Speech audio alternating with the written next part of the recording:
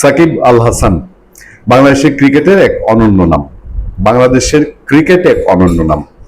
কিন্তু আমি কিন্তু ব্যক্তিগতভাবে আমার বহু আলোচনায়, বহু শোতে আপনাদেরকে বলছি, আপনাদেরকে আমি অনেকবার বলেছি যে ব্যক্তি সাকিব আল হাসানকে আমরা পছন্দ নাও করতে পারি। কারণ হচ্ছে তার যে পরিবার ব্যক্তি হিসাবে যেই অহমিকা, দম্ভ, একজন অপচয়কারী, একজন পারতপক্ষে লোভীও বলতে পারেন। কারণ বাংলাদেশের এক নাম্বার ক্রিকেটার, ওয়ার্ল্ডের সেরা অলরাউন্ডার হয়ে যে জুয়া খেলাকে উদ্বুদ্ধ করতে পারে, জুয়ার বিজ্ঞাপন নিজে বিজ্ঞাপন চিত্রে অভিনয় করতে পারে, তাকে আসলে আর বলার কিছু বাকি থাকে না। এবং বহু বহু বিতর্কিত কর্মকাণ্ডে তিনি জড়িত, এবং অবশ্যই তার রাজনীতিতে আসাটাও আমরা খুব স্বাভাবিকভাবে দেখিনি। মনে হয়েছে যেন তিনি লোভী হয়ে উঠেছিলেন। মাশরাফি বিন মুর্তজা তিনি একটা অবস্থানে চলে গিয়েছিলেন, আর ব্যক্তি মাশরাফির সেরকম বিতর্ক নেই যেটা সাকিবের আছে। প্রথমবারই সাকিব তো 18 সালে নির্বাচন করতে চেয়েছিল। শোনা যায় যে তাকে সে সময় আওয়ামী লীগ সভানেত্রী শেখ হাসিনা বিরত রেখেছিলেন, কিন্তু পরে আর তাকে থামানো যায়নি। আর এরকম একটা অলরাউন্ডার যে দলে যাবে সেই দল তো তাকে লুফে নিবেই, এটাই স্বাভাবিক। কিন্তু এবার এসে ইউনূস সরকার যে অবিচার করেছে আমাদের সেই ক্রিকেটার সাকিব আল হাসানের উপরে, এই অবিচার মেনে নেওয়া যায় না। বিএনপি সরকার আসার পরে শোনা যাচ্ছিল যে সাকিবের প্রতি হয়তো সদয় হবে বাংলাদেশের এক নম্বর ক্রিকেটার, বিশ্ব দরবারে বাংলাদেশকে পরিচয় করাতে, বাংলাদেশের গর্ব বয়ে আনতে যে মানুষটি ভূমিকা রেখেছেন।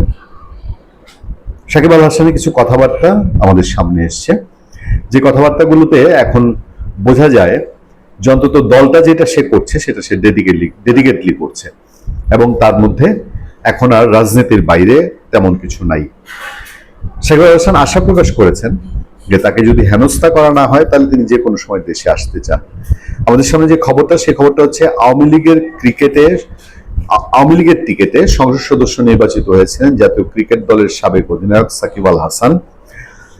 24শে গণ আন্দোলনের পর থেকে দলটির কার্যক্রম নিষিদ্ধ রয়েছে, তবুও আওয়ামী লীগেই প্রতিজ্ঞাবদ্ধ সাকিব। দল পরিবর্তনের কোনো ইচ্ছে নেই বলে সাফ জানিয়ে দিয়েছেন সাবেক বিশ্বসেরা অলরাউন্ডার।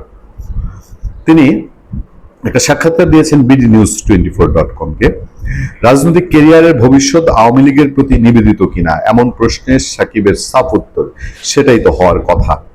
আওয়ামী লীগের প্রতিজ্ঞাবদ্ধ, তাই না? আমার এত দল পরিবর্তন করার শখ নেই, ইচ্ছা নেই, এবং কোনো কালেও ছিল না। আমি এই জিনিস কখনো করিনি, ঠিক আছে? আমি যদি একটা ছোট দলেও কোনোদিন নাম লিখিয়েছি, তো ওই দলের প্রতি সবসময় অনুগত ছিলাম, পল্টি দেওয়ার অভ্যাস নেই। খুব বোল্ডলি তিনি বলছেন। বর্তমানে আওয়ামী লীগ নিষিদ্ধ হলেও তার আজীবন থাকবে না বলেই জানান সাকিব। মানে আজীবন আওয়ামী লীগ নিষিদ্ধ থাকবে না। তিনি বলেন এখন নিষিদ্ধ, তাই বলে আজীবন নিষিদ্ধ থাকবে নাকি?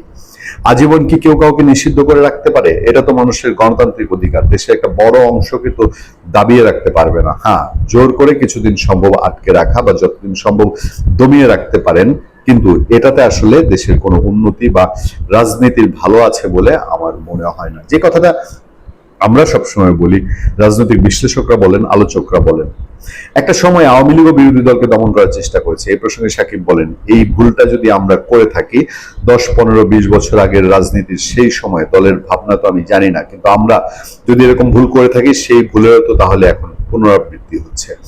পরে যদি আবার অন্য কোনো দল ক্ষমতায় আসে বা আমরা আসি এবং পুনরাবৃত্তি করি, তাহলে এই খেলা তো চলতেই থাকবে। কাউকে না কাউকে এগুলো শেষ করতে হবে।